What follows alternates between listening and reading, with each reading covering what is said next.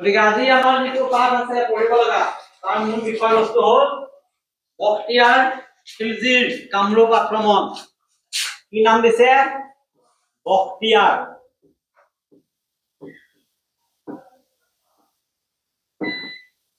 খিলজি কোন আছিলে আমি পাম অলপ পাছত। আমি প্ৰথমতে চাই লৈছো ইয়াত কি কি আমি জানিম, কি কি শিকিম যে বখতিয়াৰ খিলজিৰ কামৰূপ আক্ৰমণৰ কি কাৰণ আছিলে আমি প্ৰেক্ষাপটটো বুজি পাই যাম। কিয় কামৰূপ আক্ৰমণ কৰিছিলে? কামৰূপৰ ৰজা যেতিয়া কোন আছিলে? পিঠু আছিলে। পিঠুৱে কেনেকে এই আক্ৰমণ প্ৰতিৰোধ কৰিছিল, কি কৌশল লৈছিলে সেইটো আমি পাম। ঐতিহাসিক শিলালিপি, তাম্ৰলিপি আদি এই পুৰাতত্ত্ব উৎসবিলাকত ইয়াৰ বিষয়ে কি আছে এই উপলব্ধিটো কৰিব পাৰিম। নিজৰ স্থানীয় ইতিহাসৰ বিষয়েও আমি দুই এটা পাম। আমাৰ চিনাকি নামো ওলাব কামৰূপৰ, কোনোবা কামৰূপৰ কামৰূপত যিবিলাক পঢ়ি আছে চিনাকি হ'ব নে নাই? ঘৰৰে ওচৰত কোনোবা অঞ্চলে কথা কৈছে ঠিক তেনেকে আমাৰ যেতিয়া কথা কয় কাজিৰঙাৰ কথা কয়, আমাৰ কাজিৰঙা অঞ্চল নহয় নুমলীগড়ৰ কথা কয়, আমাৰ চিনাকি হৈ যায় তেনেকুৱা সেই অঞ্চলবিলাকৰ কাৰণে চিনাকি হ'ব। এতিয়া এইটো তোমালোকে কেতিয়াবা শুনি পাইছানে বখতিয়াৰ খিলজি নাম? যদি শুনিছিলা তেতিয়াহ'লে ক'ত শুনিছিলা? এয়া দিছে সপ্তম শ্ৰেণীৰ পাঠৰ স্মৰণ কৰি বুজাব লাগিব। ভাৰতত তুৰ্কী আফগানসকল কেনেকৈ আহিছিল, তেওঁলোকে কেনেকৈ শাসন কৰিছিল। ক্লাছ 7ৰ সমাজ বিজ্ঞানত আছে তুৰ্কীসকলৰ বিষয়ে, আফগানসকলৰ বিষয়ে।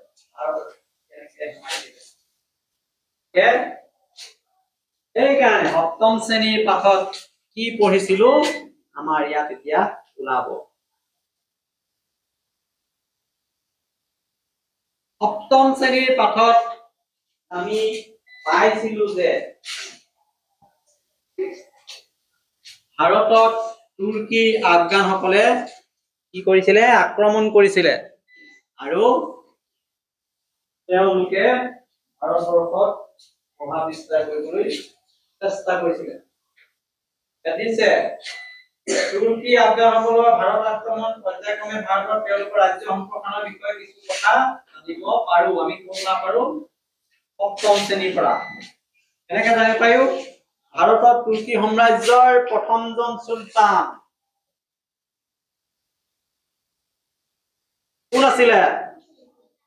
কুতুবউদ্দিন আইবাক আছিলে। তেওঁৰে সেনাপতি আছিলে কোন?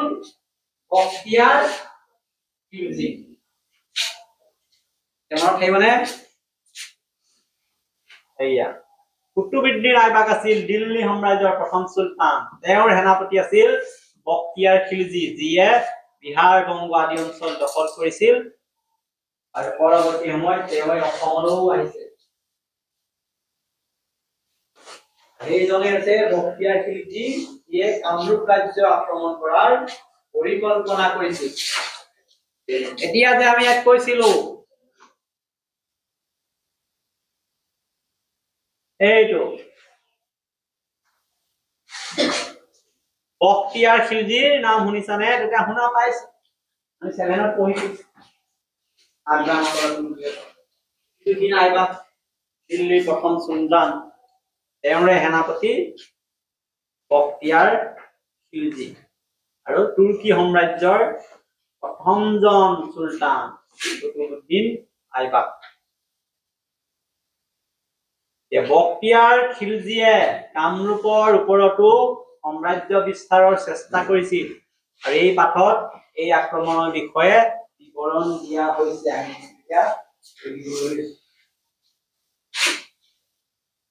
বখতিয়াৰ খিলজিৰ যেতিয়া আক্ৰমণ হৈছিলে অসমত কামৰূপত, আক্ৰমণৰ সময়ত কামৰূপৰ ৰজা কোন আছিলে?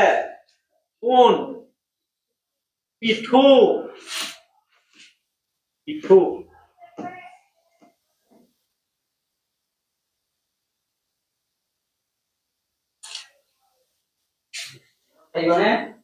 বখতিয়াৰ খিলজিৰ আক্ৰমণৰ সময়ত কামৰূপৰ ৰজা পিঠু আছিল তেওঁ কিমান দিনলৈকে শাসন কৰিছিল 1885 চন 1185 পৰা 1228 খ্ৰীষ্টাব্দলৈ কামৰূপ ৰাজ্য শাসন কৰিছিল 1228 চনত এটা নতুন আৰম্ভ হ'ল সমবল টকা এইটো অসম তাৰ আগতে কোন আছিল পিঠু আছিল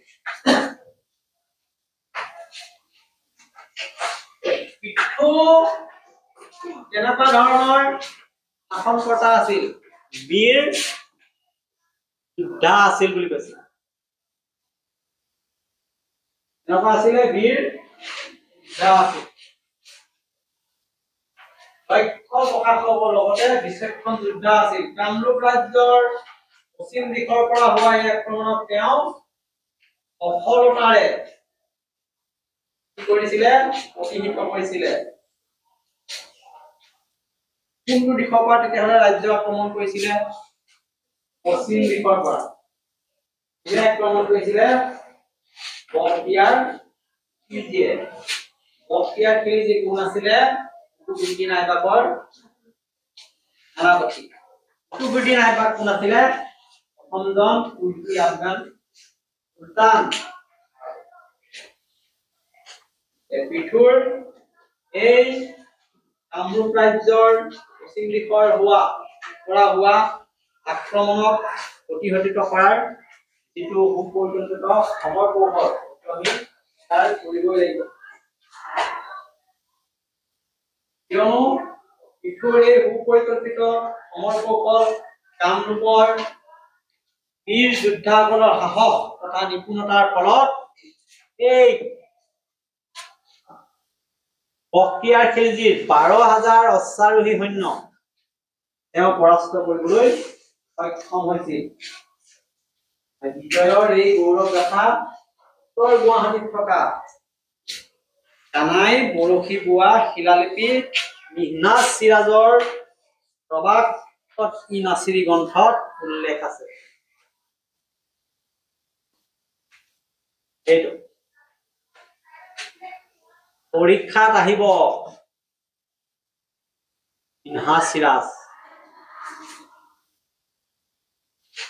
আমি এনেই কোৱা নাই এইবিলাক ইতিহাসৰ লিখা আছে যে কি ধৰণে পিঠুৱে বক্তিয়াৰ খিলজীৰ 12,000 অশ্বাৰোহী সৈন্য পৰাস্ত কৰিছিলে আৰু কেনেধৰণে যুদ্ধত জয়ী হৈছিলে তাম্ৰলিপি শিলালিপি এইবিলাকত উদ্ধাৰ হৈছে বিশেষকৈ উত্তৰ গুৱাহাটীত উদ্ধাৰ হোৱা কানাই বৰশী বোৱা শিলালিপি এইখন উদ্ধাৰ হৈছে উত্তৰ গুৱাহাটীত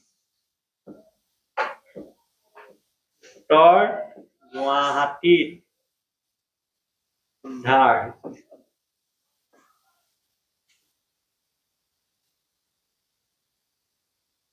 তাত কি কৈছে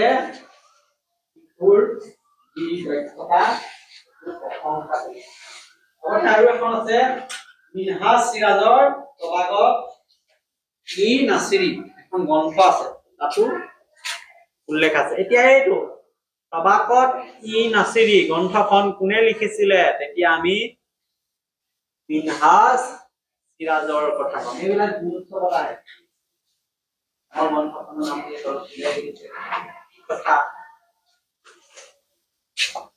কামৰূপত হাৰিলে কোন হাৰিলে বক্তিয়াৰ খিলজী হাৰি পেলাই কি কৰিলে কোনোমতে প্ৰাণ লৈ বংগদেশলৈ পলালে ভয়তে পলালে জীৱন ৰক্ষা কৰি কোনে গ'লগৈ পলালে বংগদেশলৈ কিন্তু শেষত আলিমৰ্দান খিলজীৰ দ্বাৰা হত্যা কৰা হয় তেওঁ বা মৃত্যুবৰণ কৰা হয় ইয়াতে হাৰি গ'ল কিন্তু নিজৰ জেগাত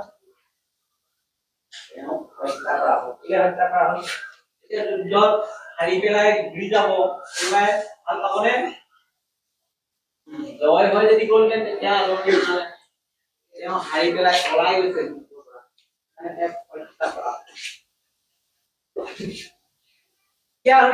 তোমালোকে কেতিয়াবা উত্তৰ গুৱাহাটীলৈ গৈছানে কোনোবা গৈছে নেকি উত্তৰ গুৱাহাটী কোন গৈছে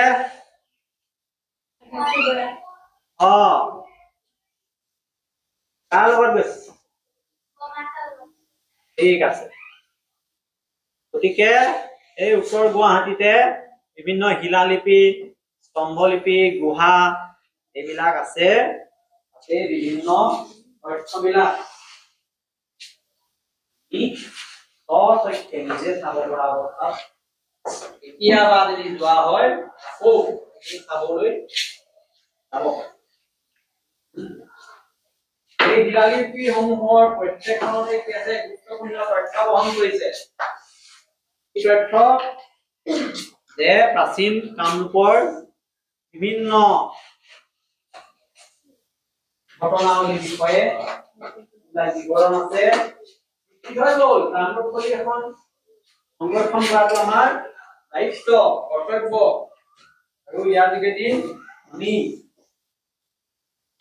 ভৱিষ্যতেও এই শিলালিপিসমূহৰ পৰা যাতে উপকৃত হৈ থাকিব পাৰো আৰু ব্যৱস্থা কৰিব লাগিব তাকে নকৰিলে কি হ'ব এইবিলাক ধ্বংসপ্ৰাপ্ত হ'ব লুপ্তপ্ৰাপ্ত হ'ব অৱশেষত তাৰ যিটো সত্যতা এইটো প্ৰমাণ কৰাত অসুবিধা হ'ব আমি স্পষ্টতে কিবা এটা দেখিলে সঁচা বুলি কওঁ যে ভঙা চিঙা কেইডোখৰমান একেলগে পাঁচটীয়া আমি বিচাৰি ধৰণে শুদ্ধ আমাৰ বিশ্বাস যিটো জন্মিব লাগিছিল তাৰ পৰিমাণটো কমি আহিব গতিকে এনে সম্পদসমূহ সেইকাৰণে সংৰক্ষণ কৰিব লাগিব আৰু ইয়াৰ কাৰণে কোনে দায়িত্ব ল'ব ভাৰতীয় পুৰাতত্ত্ব বিভাগে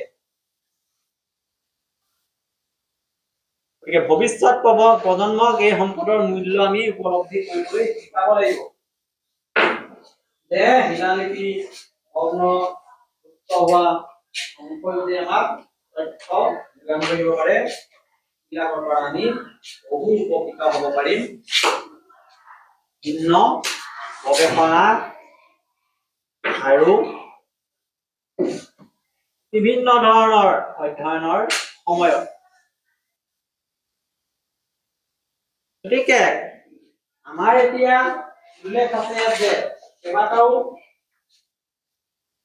পুৰণা পুৰাতাত্ত্বিক স্থানৰ ভগ্নাৱশেষ আমাক কামৰূপ ৰাজ্যৰ বিষয়ে বিভিন্ন তথ্য আহৰণ কৰাত সহায় কৰিছে এইবিলাকে নাম দিছে মদন কামদেৱ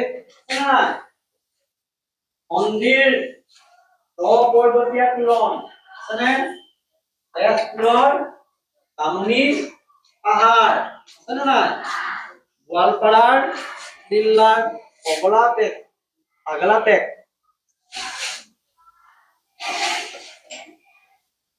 আৰু গুৱাহাটী আমবাৰী ডবকাৰ গছতল এইবিলাকত বহু ঠাইত পুৰাতাত্ত্বিক স্থানসমূহত উদ্ধাৰ হোৱা এইবিলাক ভগ্নাৱশেষ আছে এইবিলাকে কামৰূপ ৰাজ্যৰ অৱস্থিতি ইয়াৰ গুণালোকৰ মান আমাক দিছে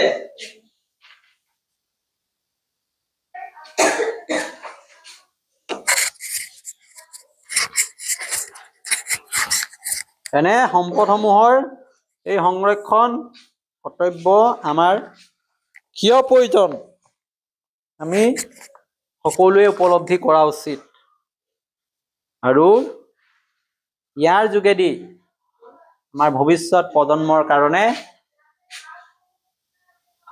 ঐতিহাসিক সমল হিচাপে আমি এইখিনি তথ্য ব্যৱহাৰ কৰিব পাৰিম গতিকে আমাৰ আলোচনা ইমানে আছিলে এইটো পাঠৰ বাকি প্ৰশ্নসমূহ আমি আলোচনা কৰিব পাৰিম এতিয়া ধন্যবাদ